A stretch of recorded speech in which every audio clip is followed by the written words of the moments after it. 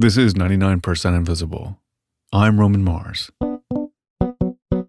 In February of 2021, at around 9:40 p.m., Ryan Fisher was taking a lovely evening stroll down Sunset Boulevard in Los Angeles. Fisher, a self-described nanny to a frenzy of Frenchies, had 3 French bulldogs in tow as he turned onto a residential street.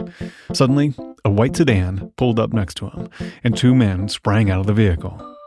They were armed, and they demanded that he hand over the dogs immediately. That is journalist Tove Danovich. Ryan Fisher did not hand over the dogs, and as a result, he was shot once in the chest. Gunshots were heard, 2 of them. The victim falls back as the assailants race back to the car with the 2 dogs. And the attackers fled with 2 of the 3 Frenchies, who were named Koji and Gustav. Fisher luckily survived the shooting, but this dog napping triggered a wave of media attention because Koji and Gustav weren't just any Frenchies. They were Lady Gaga's Frenchies. Friends of the man who was shot tell us he was constantly walking Lady Gaga's dogs in this neighborhood, and he doesn't know if that was... Due to their celebrity owner, a lot of people assumed the dogs were stolen to collect a ransom from Lady Gaga. She did, in fact, offer a $500,000 reward for their return, which is a lot of money. Yeah, that is a lot of money. But the truth is, if anyone had been walking down this road in Los Angeles with Frenchies at the time that this dog walker was, those dogs would have been targeted. This whole fiasco had nothing to do with Lady Gaga. It was just a crime of opportunity. Because at the end of the day, dogs aren't just pets. They're commodities. And while this particular case got a huge amount of media attention, French bulldog theft is actually extremely common. Frenchies can cost anywhere from $3,000 to $9,000, and some with rare colored coat patterns go for up to $20,000. The average take in a bank robbery, by the way, according to the FBI, is $6,500. I'd wager that stealing someone's French bulldog off the street is significantly easier than robbing a bank. $15,000 worth of French bulldog is a pretty good day, I would say. There is a huge demand for French bulldogs because these dogs are selectively bred and designed with human needs in mind. Frenchies are marketed as easy and friendly, perfect for millennial workers on the go. They don't bark much or shed. They barely need walks. They're the second most popular dog breed in America today, presumably because they don't have many of the needs or demands of regular dogs. But how did we get here, to this point where we've tried to breed the dog out of dogs? Tove Danovich wrote a great essay about the history of purebred dogs for Vox, and she says that oddly enough, to understand the modern obsession with purebred dogs like the Frenchie, you actually have to start with chickens. Victorian-era chickens. Someone brought Queen Victoria some extremely fancy chickens. And soon after receiving these very bougie chickens, the Queen became obsessed with owning poultry, which eventually meant everyone became obsessed with owning poultry. Victorians never met a fad they didn't like, so... It became an international craze. These chickens would go for the equivalent of thousands of dollars and would be exhibited at poultry shows. They called it hen fever. And it was because of all of these livestock shows and chicken shows that people were like, you know what, we should also show dogs and, usually show that my dog is better than the dog that you have bred specifically. But how can you tell if my dog is better than your dog? Today, we'd compare breeds. But before the Victorian era, the term breed didn't actually exist. Instead, people used words like strain or variety to describe different types of dogs. They were grouped according to the work they did: herding and protecting, hunting and retrieving, pointing, guarding, sniffing. And until the Victorian time, when we looked at dogs, we really looked at what purpose did they serve. And the dog that served that purpose could look like just any number of different things. It didn't really matter. Meaning there wasn't any concept of categorizing a dog based on what it looked like. It was all based around what it could do. Any dog that was good at fetching things was a retriever. It didn't matter if it was big or small, slobbery or hairless. And then, in 1860, dog shows started popping up in England, and they were meant to determine the best dog. But of course, it's really hard to prove my dog is the best at retrieving. My dog is really good at finding rats in small holes. Skills like sniffing or retrieving are all kind of relative and hard to judge in competition. So instead of that really kind of subjective way of going about things, they were like, we'll make a standard that says a terrier should be 16 inches high, have this color fur, a tail that looks like this approximate body shape, because this is really easy to judge. A dog show was essentially a dog beauty contest with very strict guidelines. Judging was entirely based on a dog's visual appeal. And because of these shows, dogs started to become categorized as breeds, which was much more than just a language change. Dog breeds were something entirely new, defined by their form and not their function. The different types of dogs became like blocks on a Pantone color card, each uniform and discrete. So it made it so people could compete with a wide range of dogs and say, my dog is the finest of all the dogs. And that's really why that change happened. This standardization of dog breeds was driven by a group of people in England called the dog fancy. The fancy were a loose group of urban working-class Englishmen who bred and sold dogs. And as you can imagine, the fancy were interested in spectacle and show. But they had a problem. The fancy felt like the judges at these dog shows were just giving the top prizes to their friends. So they came up with a kind of rubric, a standardized set of points that would determine the best dog. And for the first time ever, there were vigorous disagreements about the correct angle of an ear or the desired curl of a tail. And to develop a breed, all you really had to do was get a group of, probably men together who wanted to breed dogs that all looked, X way, and say, okay, we have now made the Labrador Retriever. How wonderful. We've all decided that it should look in this specific way. So we are going to go to the local kennel club, apply for our dog to become, a new breed, and the books will be closed. Meaning once the fancy had established a certain set of characteristics, that was the definition of the breed.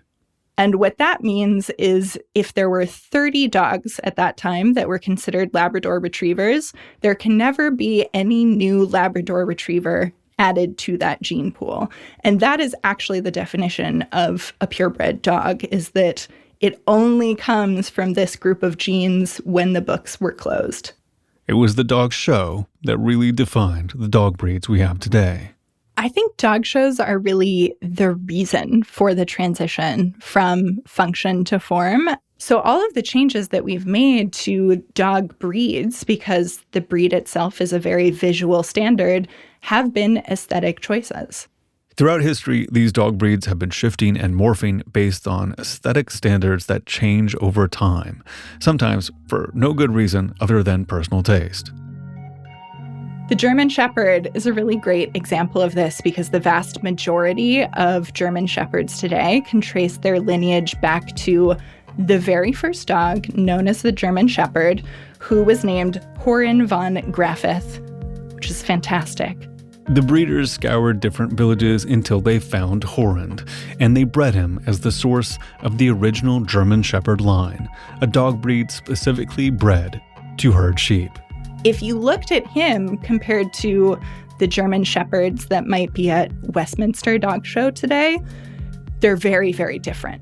That's because people's taste for what a German Shepherd should look like has changed since the first German Shepherd, again, I'm going to say his name, Horand von Graffrath, came on the scene. It became a thing in the mid-century for German Shepherds to have a sloping back on them. People began selecting for a sloping back, even though it hindered, herding sheep, and was detrimental to the dog's health. And this was done for literally no practical reason, just because it looked cool. So over time, they've really changed from a dog that could herd sheep to one that, maybe has trouble running because of the aesthetic choices that we've made. The governing aesthetics of dog shows trickled out to the masses, even when purebred owners never had any intention of breeding or showing dogs themselves. And over time, breeds started to rise and fall in popularity like fads. Purebreds would become a proxy for class and social status. People started talking about how purebred dogs were, really healthy and dignified and so classy and always well-behaved. And the dogs of the poor, those guys, who even knows what they're going to get up to? So that became a very, very quick class distinction. That didn't really change until after the middle of the century. The dog aids man in other ways. In time of war, his work is of a serious nature. In the post-war era, purebred dogs were being bred on a much larger scale, like cars, guns, and sliced bread. Dogs became another example of 20th century mass production. Today, there is no question of the dog's place in society. He goes everywhere. A lot of farmers were kind of urged to treat dogs as like a side crop. Farmers in the Midwest were facing hard times with massive crop failures, and the idea of breeding and selling purebred puppies started to seem like a foolproof way to make some extra cash on the side.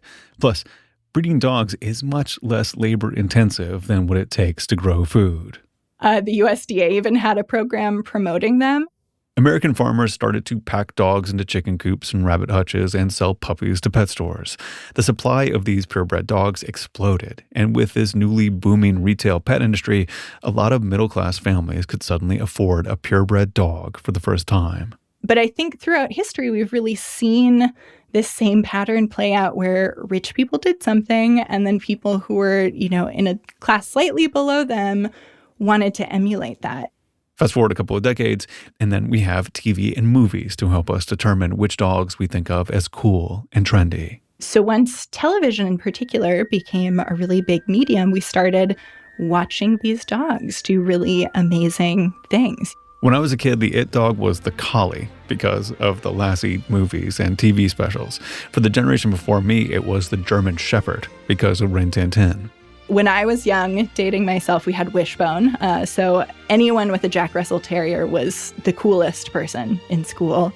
So we kind of get this idea implanted, probably subconsciously, that, hey, if I get one of these dogs, maybe it will also be amazing. Remember 101 Dalmatians, that Disney animated movie based on the novel about 101 Dalmatians? Well, after the movie came out in the 1960s, everyone wanted a Dalmatian. And when they remade the film in the 90s, something kind of interesting happened, which is that the same fad occurred. People went out, bought a lot of Dalmatians, but people started noting that these Dalmatians were then winding up in animal shelters because people were buying the really cool spotted dogs. You had dogs who had much higher energy needs than were really appropriate for the families who were going out and buying these dogs. And it was a really huge problem. It's such a problem, in fact, that people tend to refer to this rise and fall in dog popularity as the Dalmatian effect.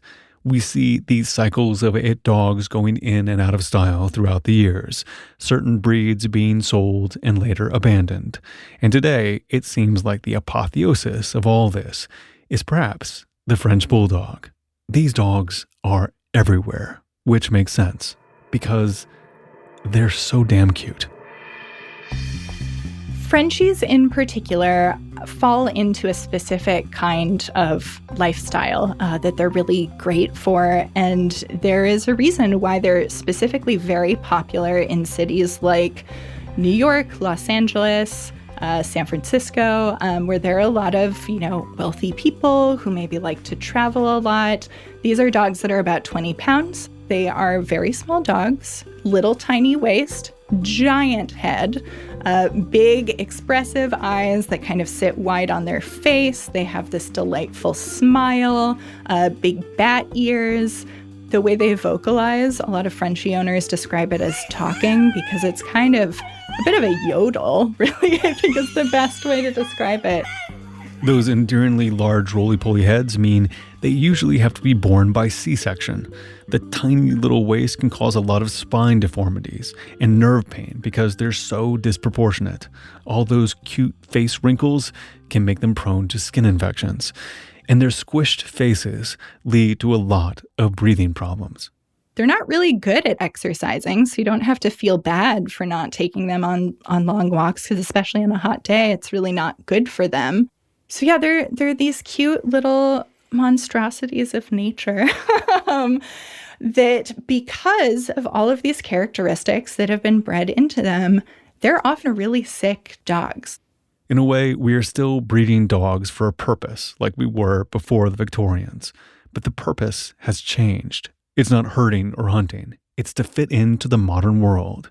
Breeders will first sell you the idea of an easy dog, one that's hypoallergenic or small enough for your purse, and then the industry will sell you the stuff to go along with it. The timed feeders and water fountains, the motorized doggy doors for dogs to go in and out by themselves and pee on little patches of fake grass. But it's gotten to the point where, as Tove says, we've broken the dog to accommodate us. After a century of breeding dogs for looks and not for health or talent, a study in the 90s found that a quarter of all dog breeds recognized by the American Kennel Club suffered at least one genetic disorder. The long list of degenerative conditions goes from German Shepherds with bad hips to bull terriers that can spend 80% of their time uncontrollably chasing their own tails. Golden retrievers, for example, 60% of them get cancer, which is a huge issue. And I think a lot of people getting that dogs, that's not on the brochure when you're going to buy your dog. And I think a lot of people would still get them and love them anyway, but I think it's really horrible to set people up without the information of this thing that they're buying into. But again, it's a matter of priorities, and getting rid of encephalitis in pugs and preserving the pug's cute squish nose can be two conflicting priorities. Geneticists discovered that the mutation contributing to widespread deafness in Dalmatians is the exact same mutation that creates its signature spots. About 30% of Dalmatians end up losing their hearing. But will people who want Dalmatians abide a Dalmatian without spots? They're mongrels! No spots! No spots at all! What horrible little white rats! There's a reason why we as humans obsess over breeds. We don't have a lot of information available to us when we have to decide which dog to get. So we categorize dogs into breeds because it gives us a sense of predictability and control. We're always putting, people, things, feelings into categories. It's a lot easier for us to understand the world in categories. And when you're getting a dog, you have this, for the dog's lifetime commitment of this creature from another species that you can't talk to that you're bringing in your house. And in an ideal world, maybe you would take some time to get to know each other first. But typically you have to decide, I'm going to get this dog or I'm going to leave this dog behind within, 30 minutes maybe when you meet them. And that's really tough. And sure, your Frenchie may be cute and apartment friendly, like the brochure said, but of course not every French bulldog will be as advertised, and not every owner is prepared for all the health issues that might come up over time. I think there are some people who are just not set up for even the most easygoing dog in the world. There are a lot of people who should maybe get an old dog and not a puppy. And I think until we start talking about what breeds can and cannot guarantee, that's going to keep being a problem. There's a breeder in the Netherlands, Chantal van Kruening, who's experimenting with breeding a new kind of Frenchie. She's reshaping the French bulldog's smushed face to try to make it healthier. Chantal's Frenchies have all the characteristics people love about these dogs, but they look distinctly different. They have a much longer neck and a longer nose. These new Frenchies would hopefully have less genetic abnormalities. These dogs wouldn't be accepted as Frenchies by the American Kennel Club, and they couldn't compete at dog shows. But to the average consumer, it would hopefully mean their dogs can live longer. From a consumer standpoint, I think people would be a lot happier with it, but it kind of goes against the ethos of what the purebred dog is. Or maybe we should move on from the idea of breeds and think about dogs the way we did before Queen Victoria got those fancy chickens. The best thing to do isn't to look at dog breeds, but to actually return to those groups, like the herding group, terrier group. Because if you look within there, the traits do tend to be a little bit more accurate. You can kind of see, okay, does a terrier really fit my lifestyle when I have this beautiful garden and, a fence that's very easy to dig under? And that's going to tell you a lot more than any specific dog within that. We could just go back to classifying dogs by what they could do as dogs. There'd still be some sense of the predictability that we crave. It just wouldn't be based on looks. I don't know if it's what I see as the future of purebred and designer dogs here, but I would really like for that to happen. I think that we should not be breeding to a standard that necessitates the dog be unhealthy. That seems like a pretty easy shift to make from where I'm standing. The other easy shift is just to go to your local shelter and adopt a mutt. Because purebred or not, they're all good dogs.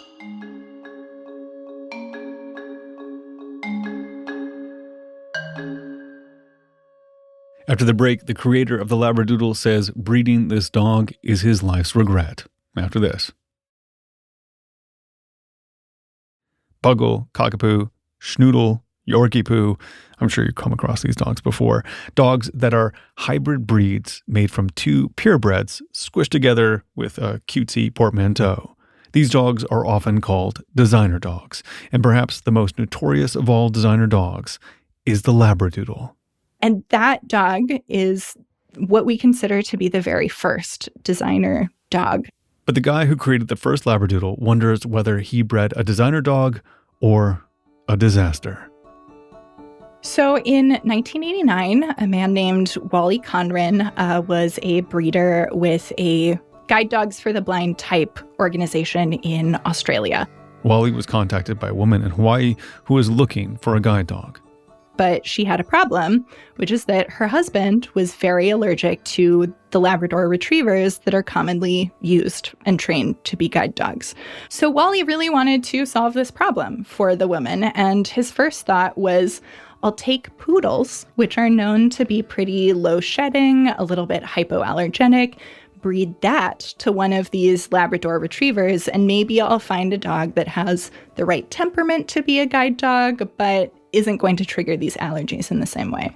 So he finds these two dogs to breed, 3 puppies come out of the litter. He sends off hair samples from all of the dogs to Hawaii, and only one of them is actually not going to trigger this husband's allergies. So they get that puppy. But Wally had a problem. 2 of the Labrador poodle puppies weren't hypoallergenic, and he didn't know what to do with them. And despite the fact that the Guide Dogs program had a 3 to 6 month wait for guide dogs, when he called people on the list, they were like, we're going to wait for one of your normal dogs. Thank you very much. And he was so frustrated by this that he went to their PR department and was like, look, just tell the media we've bred a new special kind of dog. It's called a Labradoodle.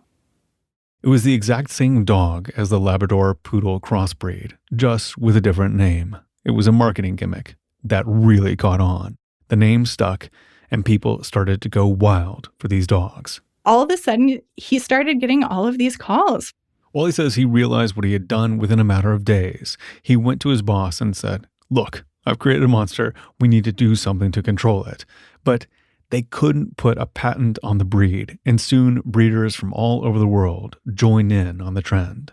They became so popular that, like every other time a dog becomes, the it dog, a lot of people started breeding these dogs together to make money.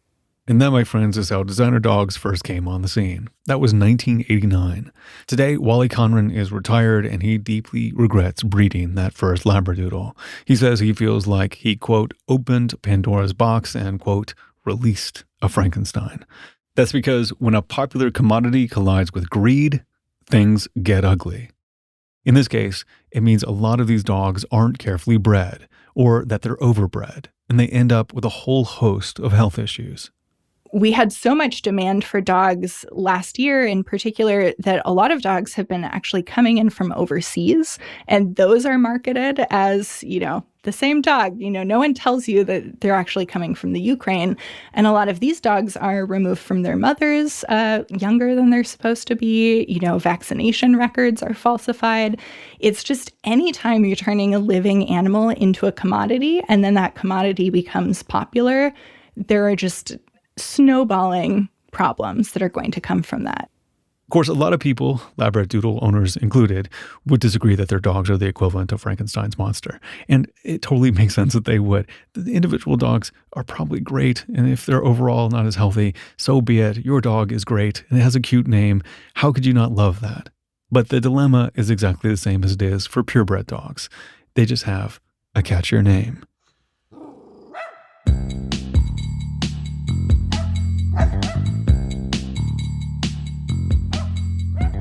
"99% Invisible" was produced this week by Lasha Madon and edited by Vivian Leigh. Mix and tech production by Dara Hirsch. Music by our director of sound, Swan Rial. Delaney Hall is the executive producer. Kurt Kolstad is the digital director. The rest of the team includes Chris Berube, Christopher Johnson, Emmett Fitzgerald, Joe Rosenberg, Sophia Klatzker, and me, Roman Mars. Special thanks to Tove Danovich. Check out her article, The Very Cute, Totally Disturbing Tale of the American It Dog on Vox, and keep an eye out for Tova's forthcoming book about chickens. We are part of the Stitcher and SiriusXM podcast family, now headquartered 6 blocks north in the Pandora building in beautiful uptown Oakland, California. You can find the show and join discussions about the show on Facebook. You can tweet at me at Roman Mars and the show at 99pi.org. We're on Instagram and Reddit too. You can find links to other Stitcher shows I love, as well as every past episode of 99pi at 99pi.org.